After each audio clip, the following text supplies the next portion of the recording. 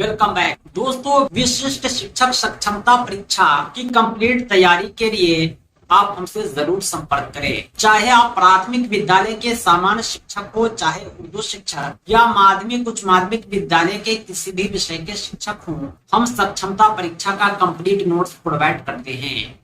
हमारे PDF notes आपके WhatsApp पर और प्रिंटेड बाय पोस्ट आपके द्वारा उपलब्ध कराए गए पते पर भेजे जाते हैं। हमारे नोट्स को प्राप्त करने के लिए संपर्क करें 7631314948 पर। इस नंबर पर आप कॉल भी कर सकते हैं, व्हाट्सएप भी। हम इस सक्षमता परीक्षा की कंप्लीट तैयारी कराते हैं और हमारे नोट्स आपकी सफलता के लिए पर्याप्त हैं। हिंदी व्याकरण की आज की कक्षा में हम उपसर्ग को समझेंगे। उपसर्ग कई प्रकार के होते हैं, प्रत्येक पर हम चर्चा करेंगे। आमतौर पर उपसर्ग उन अक्षर या शब्द को कहते हैं जो किसी दूसरे शब्द के पहले लगकर एक तीसरा शब्द बनाता है। आइए हम विस्तार से समझते हैं। दोस्तों, उपसर्ग को अंग्रेजी में प्रीफिक्स कहते हैं। नाम से ही स्पष्ट है, ये किसी वर्ड के प्रीफिक्स होता है, पहले लगता है। उपसर्ग वास्तविकता में एक शब्दांश होता है, यानी एक शब्द नहीं बल्कि छोटा सा पार्ट होता है, शब्द का अंश होता है जो किसी मूल शब्द के पूर्व में लगता है। मूल शब्द का मतलब यह होता है ऐसा शब्द जिसके खंड या टुकड़े न किए जा सकते हो, जो मूल रूप से किसी न किसी अक्षर से मिलकर बने हो, शब्दों के मेल से नहीं, उसे ही कहते हैं मूल शब्द। उसके पूर्व में लगता है, पहले लगता है, तो नए शब्द का निर्माण होता है। इतना ही नहीं बल्कि नए शब्द के नए अर्थ भी होते हैं, उसे ही उपसर्ग कहते हैं। कहने का मतलब ये हुआ कि उपसर्ग एक शब्दांश है जो किसी मूल शब्द के पहले लगकर एक नया शब्द बना देता है, जो सार्थक होता है, उस शब्द का अर्थ भी होता है, उसे ही उपसर्ग कहते हैं। देखा जाए तो शब्दांश होने के कारण यह उपसर्ग स्वतंत्र रूप में होता है, यानी इसका अपना कोई अस्तित्व नहीं होता। जब तक ये किसी मूल शब्द में ना लगेगा तब तक इसका कोई अर्थ नहीं है, लेकिन जब ये मूल शब्द में लग जाता है तो अर्थ में ही परिवर्तन कर देता है, अर्थ ही बदल देता है, इसे ही उपसर्ग कहते हैं। मूल शब्द का उदाहरण हम आपको पहले देते हैं, फिर उपसर्ग सिखाते हैं। हार जो आप देख रहे हैं ये मूल शब्द है, 3 अक्षरों के मेल से बना है। ह है, आकार है, र है। ये 3 अक्षर से मिलकर बना है, इसके खंड या टुकड़े नहीं किए जा सकते, यही है मूल शब्द। इसके साथ कोई ना कोई शब्दांश लगाकर हम नया शब्द बनाएंगे, उसका नया अर्थ भी होगा। हमने उदाहरण के लिए आ लगा दिया तो आहार बना, इसका अर्थ होता है भोजन। उप लगा दिया तो उपहार बना, इसका अर्थ होता है भेंट। पड़ा लगाकर पराहार बना दिया, इसका अर्थ होता है चोट। वी लगाकर विहार बना दिया, इसका अर्थ होता है भ्रमण। परि लगाकर के परिहार बना दिया, इसका अर्थ होता है त्यागना। प्रति लगाकर के प्रतिहार बना दिया, इसका अर्थ होता है द्वारपाल। इस तरह हम बहुत सारे शब्द बना सकते हैं जिसके अर्थ बदल जाते हैं, जो नए शब्द होते हैं। कहने का मतलब ये हुआ कि हमने हार मूल शब्द में अनेकों उपसर्ग लगाकर अलग अलग शब्द बनाए हैं, नए शब्द बनाए हैं, जिसके अर्थ नए हैं। यही जो शब्द है आ, उप, परा, वी, परि, प्रति, सम, उत, इसी शब्दांश को उपसर्ग कहते हैं। उम्मीद करता हूं कि आप अच्छे से समझ पा रहे होंगे उपसर्ग क्या होता है। आइए हम बहुत सारे उपसर्गों से आपको परिचित कराएंगे, लेकिन उससे पहले मैं आपको ये बतला दूं कि हिंदी में उपसर्ग 3 प्रकार के होते हैं। खास तौर से जो उपसर्ग होते हैं वो संस्कृत के उपसर्ग होते हैं, कुछ हिंदी के उपसर्ग भी होते हैं, कुछ विदेशी उपसर्ग होते हैं। संस्कृत के उपसर्ग कितने हैं, कौन कौन है, हिंदी के उपसर्ग से भी हम आपको परिचित कराएंगे। अंत में विदेशी उपसर्ग पर भी हम चर्चा करेंगे। आइए हम बढ़ते हैं आगे चैप्टर में। संस्कृत के जो उपसर्ग हैं इसमें कुल 22 उपसर्ग आते हैं। यानी संस्कृत में उपसर्गों की संख्या 22 होती है। ये उपसर्ग जो होते हैं संस्कृत के हिंदी में भी प्रयुक्त होते हैं, इसलिए इसे संस्कृत के उपसर्ग कहते हैं। यानी ये सब वर्ड जो है संस्कृत भाषा से लिया गया है, इसका प्रयोग हिंदी में होता है, इसलिए इसे हिंदी के प्रयोग किए जाने वाले संस्कृत के उपसर्ग हो गए। ये जो वर्ड बना है ये सब हिंदी के वर्ड हैं। ये जो उपसर्ग है संस्कृत का उपसर्ग है, ये शब्दांश संस्कृत का है, वर्ड बनता है हिंदी का। ये जो 22 उपसर्ग है संस्कृत के, आइए हम आपको बतलाते हैं। अति हो गया, अधि हो गया, अनु हो गया, इस तरह 22 उपसर्ग को हम देखेंगे। इसका अपना अर्थ होता है, इसी आधार पर यह नया अर्थ देता है। एक मूल शब्द है शय, उसमें अति लगा करके अतिशय बनता है। इसका मतलब होता है अधिक, मतलब अतिशय, आशा से अधिक। मूल शब्द है करामन, इसमें अति लगा करके अति करामन बनता है, करामन से अधिक। अति वृष्टि यानी बहुत ज्यादा वृष्टि होना, अति शीघ्र बहुत शीघ्र होना, जल्दी होना। अत्यंत, अति का अंत होना, अत्यधिक बहुत ज्यादा होना। अत्याचार यानी आचार का अधिक होना। यानी कहने का मतलब ये है कि अति उपसर्ग का मतलब होता है अधिक, परे। इससे हम अनेकों शब्द बना सकते हैं। इसी प्रकार अधि का अर्थ होता है प्रधान, श्रेष्ठ। इससे अधिकरण, अधिनियम, अधिनायक, अधिकार, अधिमास, अधिकृत, अध्यक्ष, अध्यादेश, अध्ययन, अनेकों उपसर्ग युक्त शब्द बनते हैं। अनु का अर्थ होता है पीछे, समान। इससे अनुकरण, अनुकूल, अनुज, अनुशासन, अनुरूप, अनुराग, अनुभव आदि शब्द बनते हैं। अप का अर्थ होता है बुरा, विपरीत। इससे अपकार, अपमान, अपयश, अपशब्द, उपसर्ग युक्त शब्द बन सकते हैं।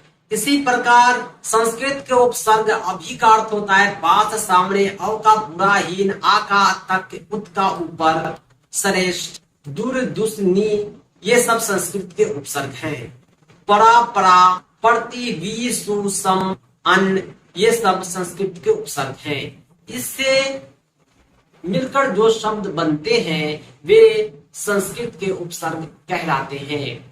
अब हम जानेंगे हिंदी के उपसर्ग के बारे में। हिंदी की जो उपसर्ग होते हैं ये मूल रूप से हिंदी के ही शब्दांश होते हैं और मूल शब्द भी हिंदी होता है, नया शब्द भी हिंदी बनता है। अन हो गया, अध हो गया, उ, उन, औ, कु, चौ, पच, पर, ये सब हिंदी के शब्दांश हैं जो नए शब्द बनाते हैं। अन का अर्थ होता है नहीं। पढ़ में अन लग के अनपढ़ बनता है, जान में अन लग के अनजान बनता है, मोल में अन लग के अनमोल बनता है। इसका मीनिंग बदल जाता है। मोल का मतलब होता है कीमती, अनमोल जिसका मूल न हो, अनचाहा जो चाहा न हो, अनदेखी जिसे देखा न हो। इसी प्रकार अध का मतलब होता है आधा, अधमरा, अधपका, अधजला, यानी ये सब आधा का बोध कराता है। इसी प्रकार हिंदी के सभी शब्दांश आप देख पा रहे होंगे। चौ हो गया, पच हो गया, पर हो गया, भर हो गया, बिन हो गया, ती हो गया, दू हो गया, का हो गया, स हो गया, चिर हो गया, न हो गया, बहु हो गया। बहु का अर्थ होता है ज्यादा, बहुमूल, बहुवचन, बहुमत, बहुभुज। ये सब जो उपसर्ग युक्त शब्द बनता है ये सब बहु शब्दांश से बनता है। हिंदी के कुछ और उपसर्ग हैं आप, जिसका अर्थ होता है स्वयं। नाना का अर्थ होता है विविध। क का अर्थ होता है बुरा। सम का अर्थ होता है समान। कुछ उपसर्ग विदेशी होते हैं, आइए उसे भी हम जानते हैं। विदेशी उपसर्ग वास्तविकता में विदेशी भाषाओं के शब्दांश होते हैं, इसलिए हिंदी में प्रयोग होने के बाद इसे विदेशी उपसर्ग की संज्ञा दी गई है। एक होता है बे, इसका अर्थ होता है रहित। विदेशी उपसर्ग में हिंदी, अंग्रेजी, विदेशी उपसर्ग में उर्दू, अंग्रेजी, फारसी, अरबी के शब्दांश जोड़े जाते हैं। बे का अर्थ हुआ रहित, दर का में, बा का सहित, कम का अल्प, ला का परे, ना का नहीं। आप देख पा रहे होंगे दर उपसर्ग से दर असल, दर बार शब्द बनते हैं। कम से कम अकल, कम उम्र, कम जोर, ये सब उर्दू के शब्द हैं जो उपसर्ग लगाकर बनाए गए हैं। ना से ना पसंद, ना काम, ना बालिग, ना जायज, ये सब जो है उर्दू के उपसर्ग हैं। इसी प्रकार हर, खुश, बात, अनेकों शब्दांश का उपयोग किया गया है जिसका अपना अपना मीनिंग होता है। सर का अर्थ होता है मुख्य, बा का सहित, बिला का बिना, देश का अत्यधिक, नेक का भला, एन का ठीक, हम का साथ, अल का निश्चित। सब अलग अलग शब्द बनाते हैं। नेक से नेक राह, नेक नाम, नेक दिन जैसे उपसर्ग युक्त शब्द बनते हैं। इसी प्रकार आप अनेकों शब्द बना सकते हैं। एक अंग्रेजी के शब्दांश है हाफ। हाफ का मतलब होता है आधा। हाफ कमीज, half ticket, half pant, half shirt, ये सब शब्दांश अंग्रेजी के उपसर्ग द्वारा बनाए गए हैं। उपसर्ग युक्त शब्द जो बनता है हाफ कमीज, हाफ टिकट, हाफ पैंट, ये सब हाफ उपसर्ग का प्रयोग करके बनता है जिसका मतलब होता है आधा। इसी प्रकार head, head master, head office, head boy, ये सब हेड उपसर्ग से बना है जिसका अर्थ होता है प्रमुख।